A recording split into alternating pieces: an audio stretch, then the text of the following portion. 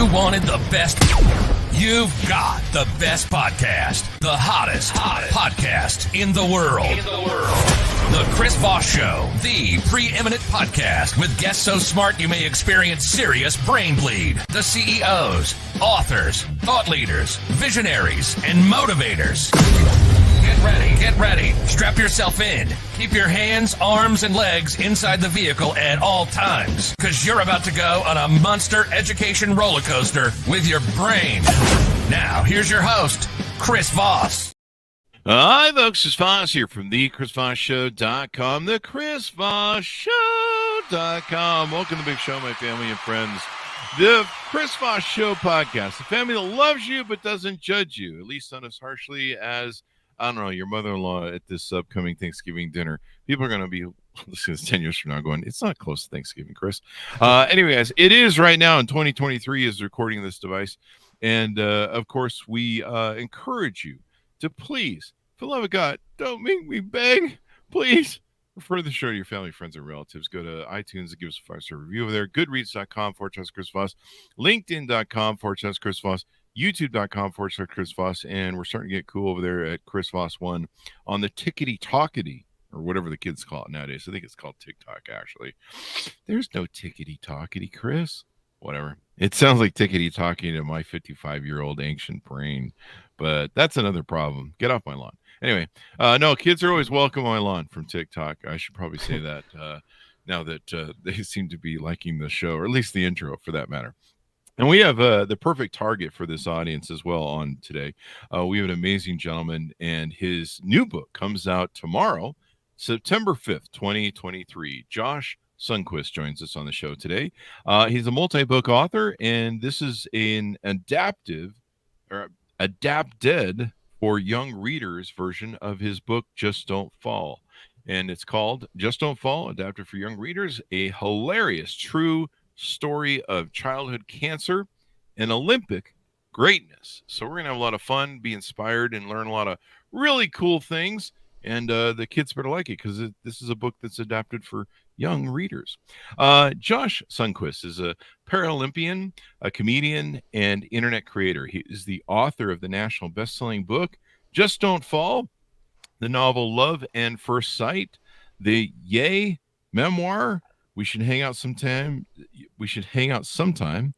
and Semi-Famous. His memoirs are in development for film and television by major studios and streaming services. Josh travels the globe as a motivational speaker for conferences and conventions. Josh is best known to his millions of internet followers for his Halloween costumes. He and his wife, Ashley, live in California near the beach, and he invites you to visit him at joshsundquist.com or follow him at Josh Sundquist. Welcome to the show, Josh. How are you? Good. How are you doing, Chris? Thanks for having me. I am doing awesome. Normally I do the plugs, but you snuck them in there on the bio on me, so I did them for you. So there we go. Well, thank you. Appreciate it. We knocked it out. Yeah, I guess we'll just wrap up now. Is this the end? That's it. All right. See you. Good night. All right. Yeah, thanks for that bio. Any other plugs you want people to go to other than joshsundquist.com? They can go wherever they want. They can Google me and just see what links come up and follow them to their heart's content. There you go. So what motivated you want to write this book? Like you said, so it's the first book came out 10 years ago, or over 10 years ago now, 2010. That was my first book, Just Don't Fall. So it was like a memoir about my childhood, about I lost my leg to childhood cancer, and then I became a ski racer and eventually went to the Paralympics. That's basically the whole book. Those are all the spoilers. Now you don't need to read the book.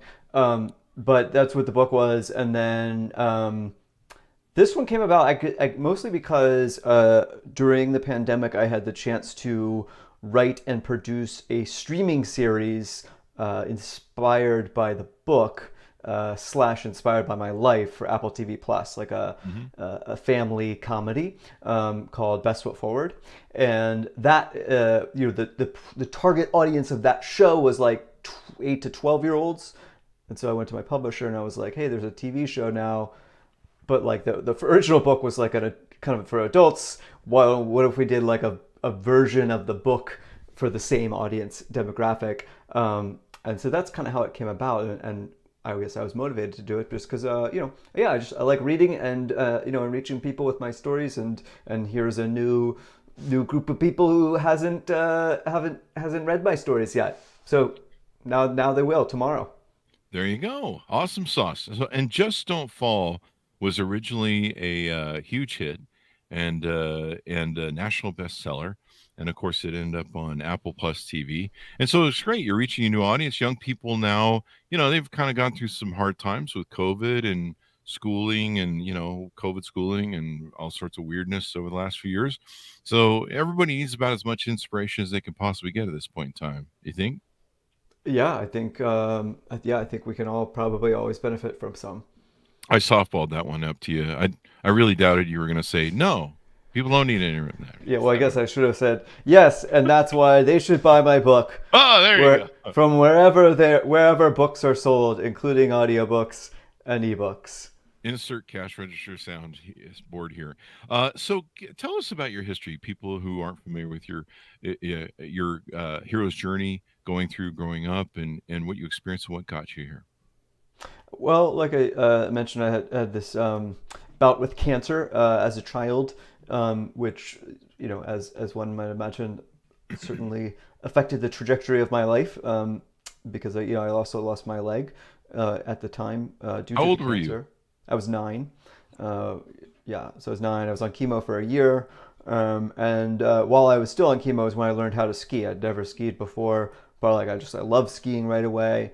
And yeah, I kept doing it. And then I got serious about it in a competitive way when I was in high school and decided I really wanted to go to the Paralympics. So I started training and, I graduated high school early and moved to Colorado and spent much of the next 4 years training and racing around the world, and then barely made the team, but I made it. I was they took the top 20 people. I was number 20, literally.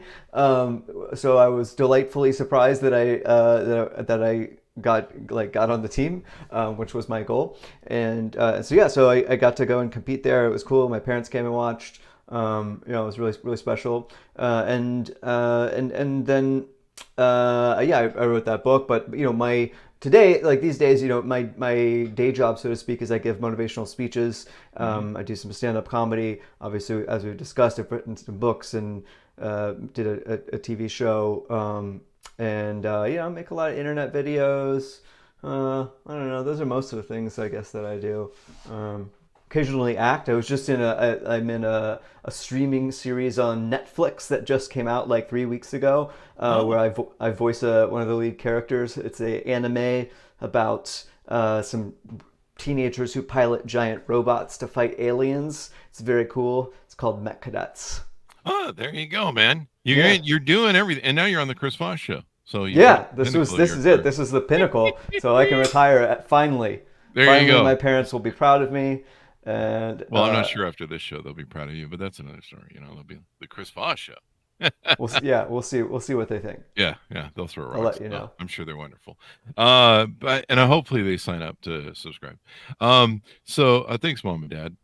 So anyway, I'm just kidding. TikTok.com/Chris Voss 1. Yeah, there you go, Chris Voss. Who got the original Chris Voss? I don't know. Somebody got on TikTok, some dude. Yeah. And I tried contacting him to get it because I have Chris Voss everything, Chris Voss Twitter, Chris Voss Instagram, all those different things. And I tried contacting him and he didn't reply. He put up 3 videos and then somehow his account's been suspended. So now I can't even get it. We were going to try and reach out to TikTok and see if there's some way we can make some sort of arrangements, but I don't know. What are you going to do? So you inspire people, you help people. This book is adapted for young readers. Give us kind of a 30,000 overview of what's in the book that didn't read your first book when it first came out. Well, yeah, it's a memoir about my childhood, and it is about specifically that sort of journey from cancer to the Paralympics, and it is told in the voice of the narrational voice is as if I am the age that I'm relating the story from. In other words, when I talk about cancer, it's sort of from the point of view of me as a 9-year-old, in terms of vocabulary and sentence structure and what I, the narrator, understand about what's going on around me. And then, as I get older, the voice in the story matures as well. Ultimately, then leading up to adulthood and the Paralympics. So the young readers version is the same as the adult version, just kind of with the boring parts cut out, which is it was like a great thing to be able to do as an author. At the time you write something, you're like, this is the greatest piece of literature ever created, and then 10 years later you're like, there's a lot of boring parts I shouldn't have put in. So then when I got the chance to do this young reader version, and they were like, yeah, actually we want it to be like 30,000 words. The original one's 100,000. I was like, amazing. This is great. I can't wait to cut out a bunch of stuff and just get it down to like the bare bones most. And it's also over 10 years, you hear a lot from readers. So I kind of like, I know the parts people like, so it's just like, cool, I'm just going to leave those parts in. And honestly, the new version is better. And even adults should read the new version because it's just better. It's not different other than shorter. Some language and maybe mature ideas are removed, but for the most part, it's just shorter. There you go. I've been hearing from authors that the books are just getting shorter and shorter with the people's attention spans, and which is unfortunate because books are such an awesome thing. But I'm sure younger people right now have shorter attention spans too. I mean, we've been joking about TikTok, so what is it, 1 to 3 minutes, 10 minutes over there? Like 7 seconds. 7 seconds, or yeah. Not minutes. Jeez, I don't know. Yeah, who's watching your minute videos? I can't hold people's attention for more than like 6 seconds no on one. TikTok. Yeah, I'm old. I like the long videos, but yeah, they're probably just flipping through this stuff. So you go through this journey. I mean, I tried to learn to ski one time, and I was much older, and I don't know. It was the most hardest thing I ever done. I fell on my butt so many times the first day I went and tried. I think I thought I'd broken a hip and a butt bone probably, and I was just hurting by the time I gave up on it, and I never went back. So I mean, trying to do that with 2 legs is one thing, but you do it with one, and you went to the Olympics with it, the Paralympics with it. I mean, that's extraordinary, man. Thank you. That's a hell of a journey. You just went the one time? I just went once, and I gave up. I quit. I was a quitter. Yeah. I should have read your book first to be inspired. Well, you'll have to read after you read the book now. I'm sure you'll be inspired to go break your butt bone again. It's really cold out there too. I got to tell you, man, I'm not a cold person. Tell me about it. No, I don't ski. Why do you think I don't ski anymore, Chris? I got tired of the cold and the schlepping hundreds of pounds of equipment around the world. Yeah, it was a really fun thing for a while, but I live at the beach now. I don't mess around with that cold anymore. I think they have skis for the beach, don't they? No, don't they have some sort of weird thing? But I grew up in skis, I guess. I grew up in SoCal. And so that was my whole life. And then my parents. Where specifically? I was born and raised in North Hollywood. We lived down the block from Bob Barker, and who recently passed away, rest his soul. And we used to walk the dog with him. And then we moved up to La Crescenta, and then we moved up to Utah. So I went from beautiful sunny SoCal to freezing cold Utah. Yeah. But as a teaser, in case you want to get back to it, I just saw on the news that Snowbird up here in Utah just had their snow. So you're still in Utah? You're still in Utah right now, yeah. So, I live in Santa Monica, so I'm close to where you came from. Yeah, we used to go down there all the time on the beach, spend our days down there with our mom driving us down to Santa Monica Pier, and lots of great memories. Just a great place. I mean, nice. just wonderful. So that's a rough place to be. I feel sorry for you now, Santa Monica. There's the in fact, prior show we were talking about the promenade, the 4th Street promenade, 3rd Street. 3rd Street. 3rd Street, yeah. Street promenade. Mm-hmm. I was getting that mixed up with Denver, but wonderful things there. So you want to influence and encourage people who are young. Who do you find reads most of your books? Is it young people that are trying to find their way? Is it people that need a lift? Who do you think you inspire most from the feedback you get? I'd say most. So I have 4 books that I've published, of which 3 are YA, which is like young adult. So that's specifically like teenagers.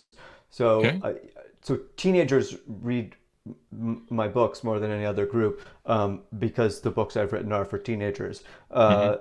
It doesn't mean I'm like a teen whisperer or have incredible magic to share with teens. But I think that's happened because of my social media, and so publishing companies have been especially interested in me writing books for teenagers. So this next book is kind of my first book for children, right? For like, sub teenagers. So yeah, we'll see. We'll see. Hopefully, some of them will read it. But yeah, right now I see teenagers and and like 20 something kind of people. And then people who hear my speeches will a lot of times read Just Don't Fall. So yeah, I guess those are the people who tend to read my stuff. There you go. Where does the title come from? To people who aren't familiar with it, Just Just Don't Don't Fall. Fall. Yeah. From my editor. To be honest, I never really understood what it meant. I've like retroactively tried to like figure out like once we named it, my mom was like, because we had like lots of other titles and I had my own titles, and as you know, publishers always want to like Yeah. add their own title, which is their prerogative. And so my editor was like, "How about Just Don't Fall?" I was like, "I don't know." And they're like, "Yeah, well, we like it, so if that's what it's going to be." And then, when I told my parents, my mom was like, "Oh, well, like when you were coming down the mountain at the Paralympics, that's what I just kept saying to myself over and over, like, just don't fall, just don't fall, just don't fall." Oh. So I was like, "Great. If anyone asks in the future, that's where the title came from." Oh, there you from go. from That's a my great mother story. at the Paralympics. But yeah, I think I think there's some irony, in fact, to the title, because the reality is that of course you're going to fall. Like that's if anything, the story is a story about how we all fall a lot of Mhm. times. And I guess the more accurate title in terms of messaging would be like, just don't stay down, or Get just back up. don't not get up, or something like that. Because when I started as a ski racer, I was terrible and I fell a lot. Mhm. So I certainly didn't follow the advice of the title of the book, but I kept getting back up, and that was the important thing. Yeah, that sounds like when I tried to learn to ski. I would just just kept falling over Yep. on my butt. I mean, Yeah. like, I must have fell like, I don't know, 50, 100 times, and that's just trying to just stay in one place on the skis without going down a slope. Yeah. So, yeah, they were like, "You want to go on the bunny slope?" And I'm like, "No, I want to go home." So I gave up. But the beautiful part is you didn't give up and you kept on going. And now you inspire people and share your message around the world. What's a story or a piece you can maybe tease out from the book that you can tease readers to go pick it up? Um, well, yeah, I guess on the subject of falling, yeah, let's talk about that in more detail. So, my first ski race, well, I was 16, and I had skied a lot, but just sort of recreationally, never like competitively. And my first ski race I went, it was like I was the only person with one leg there. It was an able-bodied race. But I was very convinced, like I truly believed, Chris, that I was going to win the race. Like it was going to be amazing. I'd seen like a lot of inspirational movies, and I thought like this is going to be amazing. Like when I win, and just blow everyone's mind with my natural talent. So I come out of the gate very enthusiastic and positive, and I fell on the third turn, like Oh, like right at the top, like immediately. And I was obviously very disappointed, because you're not going to win the race if you fall. But I was like, well, this is my first ski race, and I want to set the precedent of like getting back up and finishing. And so I'm going to get back up, and I'm going to go across the finish line. No, I was too naive to the sport of ski racing to know that like I was already eliminated from the race. Like literally it's bad etiquette at that point. You should just ski off the course, because mhm. you're just kind of wasting everyone else's time. But like, no one's gonna say that to this poor child with one leg who just started ski racing. No one's gonna be like, "Excuse me, you've already been disqualified. You need to ski. You need to leave." No one's gonna say that. So I just was able to keep going, and took forever because I kept falling. I like fell like again and again and again. I fell 5 times Wow. on the way down the course. So it took a long time, and I was last place by far. But I made it across the finish line, and and that was the important thing, and the thing that I could look back on and be proud of. So like I said, it is ironic that the book is called Just Don't Fall when it has stories like that of falling repeatedly. But that ultimately is, I think, the relatable message to everyone, because we all are falling metaphorically every day. Yeah. So it's more a question about what you do after that. And sometimes winning just isn't winning, being the first across the finish line. Sometimes the winning is being true to yourself, being true to your goal. And like what you did, you kept getting back up and you kept moving towards the goal line. And sometimes it's not about, getting the ribbon. Sometimes it's about, achieving in your mind that I'm going to finish this race. It's kind of like life. Yeah, well, they don't give you a medal for that, but it's on a personal level, which is perhaps more significant than the medals.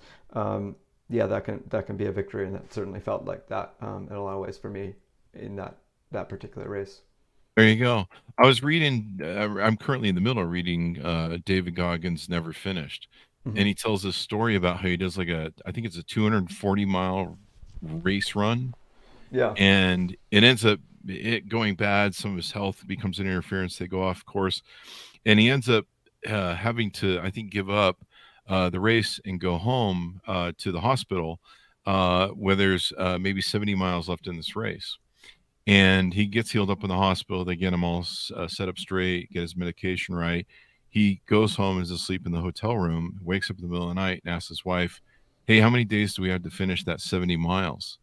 And she figures it out, and he's got enough time to do it, but he's already lost the race. He's disqualified. He's not going to win anything. But the power of the same sort of thing that he had with you did, where it was more important for himself to finish it, to do it, to say he went and did it, was more important in the power word in his brain and in his motivation, and everything else. And I think that's really inspiring. Because sometimes it's not about winning. Sometimes it's just about showing up and doing the best you can, and knowing you did the best you can, and taking it to the next level. Yeah, that's cool. It's cool. Life is kind of a big relay race. What inspires you? What got you through the hardships? There were a lot of challenges that went into you, trying to train for becoming a skier, professional skier, and stuff. What was your motivation? What got you through a lot of that? I think, as a ski racer, I was just very enthralled with the idea of getting on the team, like on the Paralympic team, and wearing the uniform, which was important to me personally. In that, right before actually the same week that I was diagnosed with cancer when I was 9, I was going to try out for this local travel soccer team where I grew up in Virginia. And I largely wanted to try out for the team. I love playing soccer, of course, too, but I really wanted to wear the uniform. They had this cool uniform. I had a friend on the team. I thought, man, it'd be so awesome to get that uniform. And so I never got to try out for that team, obviously, and never got to play on it. So I think when I sort of learned about the Paralympics as a teenager, I was like, oh, this is how I can get the uniform. It's a different uniform, but maybe a better uniform. And so for me, that was the tangible goal that I was working towards. And so if I were to expand on that to make it relevant for other people, I would say the important thing is finding your uniform, which is to say, the thing that gives you that sense of emotional excitement or buzz, when you think about it, right? Which may or may not be what other people think would be a good goal for you, or what other people think is cool. But it doesn't really, ultimately, if you are not excited and inspired by it, you won't get there, because your capacity to get back up or to overcome inevitable challenges on the way to getting your uniform is a function of your excitement about being there, because that's what's going to inspire you to leave the hospital and go run another 70 miles. Because for David Goggins, crossing those finish lines in the ultra marathons, clearly is his uniform, right? That's like really exciting to him. To you or I, that sounds horrible and like something that would cause permanent injuries to all of our joints. But for him, he's like, that's what I want to do. So you gotta find what that thing is for you, and that's what I think can kind of give you the fuel to get there. There you go. And now you're inspiring others, motivating others, and everything else. Any final thoughts as we go out? Well, I've been very fortunate. I've been very fortunate to see some of those dreams come true, right? To have wanted to, from a young age, I wanted to become a writer amongst other things, and so to be able to write books now is it's such an honor and a pleasure and a privilege. Going to go to the Paralympics, getting to have a TV show made about my life, super cool. But when I was diagnosed with the cancer and found out about the chemo I was going to be on, the side effects, found out I was going to lose my hair and so forth, and they also told me that I might not be able to have children when I grow up, which at the time wasn't a super high priority as a 9-year-old. It didn't feel terribly important. But as I got older, of course, that became relevant, and I got married about coming up on 8 years ago, and so that becomes then an important consideration, and when my wife and I wanted to start a family, and I'm very fortunate to be able to say that we have, and that we had a son that was born almost 5 months ago. So just before I came downstairs to record this podcast with you, I was upstairs playing with him and watching him do very simple things that just like with his hands or whatever. But as a parent, it's like, wow, amazing! Well, this is so cool to watch. So I'm just so fortunate to have seen a lot of cool things happen in my life. But in particular to have been able to pass my life and my genes on to a new life form. I think that's just I'm so grateful for that. There you go. Well, congratulations. It's been awesome to have you on the show, man. Thanks, Thank you very much for coming on. Yeah, thanks for having me on the show, and hope everyone subscribes to your TikTok, tiktok.com/ you say your URL so fast, by the way, where you're like facebook.com/twitter.com, then yeah, but tiktok.com/chrisvoss1. So I hope everyone subscribes to that and gets their brains melted, brain bleed from the hottest podcast on the planet. There you go. Thank you very much. Yeah, the subscribers yell at me. They're like, "Dude, just get us past the plugs." And so we try and dress it up and speed it behind them as quick as possible. Because most like of rather than cut them out, you're just like, I'm just gonna say them unintelligibly. Therefore, it's a lose-lose. Nude people don't understand what I'm saying, and subscribers still have to listen to it. I can imagine people are sitting there trying to write it down. What? Yeah. What was that? Yeah, look at it. Do you rewind? Yep. I think on podcasts, can't you slow stuff down like you can on Audible? You can Audible slow them down. Yeah. Like I'll speed them up on Audible 2 times. But if you ever can't hear the plugs, just speed them up. But dude, I've had like. There's the intro that's like I think 36 seconds. And then I usually do like some little quick ramble, which is like, I don't know, another 30 seconds. And then the plugs are like 15 seconds, right? And I've literally had people yell at us on YouTube going, Jesus, it's like eternity to get to the guest on your show, man. And you're like 2 minutes? Like, what's going on in your life? Like nothing, I don't know. Yeah. I mean, I want to go over to people's house like that and just see what they do all day and be like, so this is what the fuck you're doing right now, and somehow it's taking up all your time, right? Yeah, I interrupted you yelling at your mother to go make you a sandwich or something while you're in a basement. What could they have done with that 2 minutes? That to them is an eternity. Yeah, they're probably watching TikTok videos. Yeah, anyway, their time is clearly very valuable. It is. They probably make at least, I don't know, however much unemployment pays. Anyway, thank you very much, Josh, for being on this show, for being with us, and thank you for inspiring people, man. It's a wonderful story, and people need all sorts of motivation. I think young people need a lot of help today because this world's crazy. You got wars and and all sorts of stuff going on, and pandemics, and we all need as much positivity and help we can get. Thanks to Josh for being here. Thanks to Modest for tuning in. Go order up his book wherever fine books are sold, but stay out of his dirty alleyway bookstores. The book is entitled Just Don't Fall, adapted for young readers, a hilariously true story of childhood cancer and Olympic greatness, available tomorrow, September 5th, 2023. And also check out Josh's other books. He's got quite a few wonderful books that are also there. Pick them all up, order multiple copies. You can give away for Christmas. Christmas is coming up, people. So stack up. You always need that extra gift for somebody who gives you something. And of course, you didn't care about them, so you didn't think about them. But then you need that gift you can pull out. Here's this. I thought of you. Don't do that, people.